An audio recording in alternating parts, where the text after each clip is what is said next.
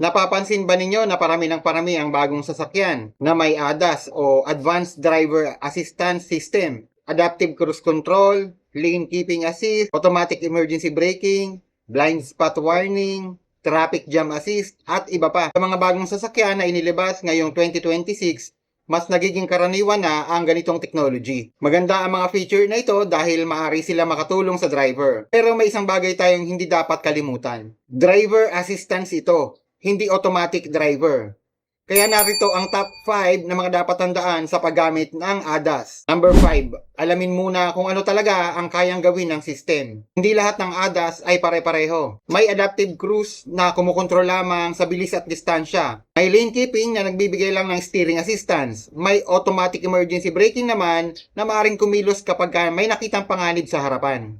Bago gamitin, basahin muna ang manual at alamin kung kailan gumagana at kung kailan hindi gumagana ang bawat feature. Ang tanong, alam mo ba lahat ng ADAS features na mayroon sa sasakyan mo? Number 4, huwag alisin ang atensyon sa kalsada. Kahit kaya nitong sumunod sa lane o mag-adjust ng bilis, ikaw pa rin ang driver. Ayon sa NHTSA, kahit sa level 1 at level 2 ng driver assistance system, kailangan manatiling alerto at responsable ang driver sa sasakyan. Kaya huwag isipin na pwede na mag-cellphone, matulog o tumingin sa ibang bagay dahil naka-adaptive cruise control at lane assist ka. Number 3, huwag umasa ng buo sa lane keeping at sensors. May pagkakataong mahina ang lane markings at may road construction, malakas ang ulan, madilim o marumi ang camera at sensors. Sa ganitong kondisyon, maaaring hindi mabasa ng maayos ng sistem ang kalsada. IIHS notes that lane and sensor-based assistance can have difficulty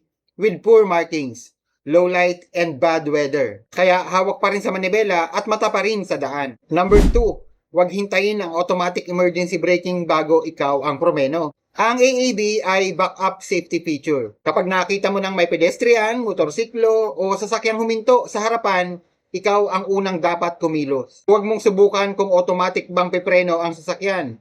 Ang system ay dagdag na proteksyon lamang, hindi dahilan para bawasan ang following distance. At ang number 1, ikaw pa rin ang huling gumagawa ng desisyon.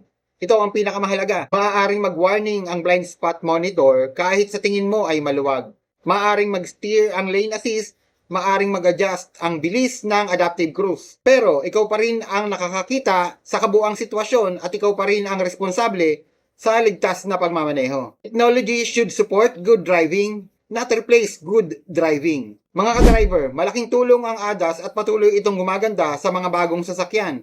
Pero habang mas nagiging advanced ang sasakyan, mas mahalagang maintindihan natin kung ano ang kaya at hindi kayang gawin ng technology.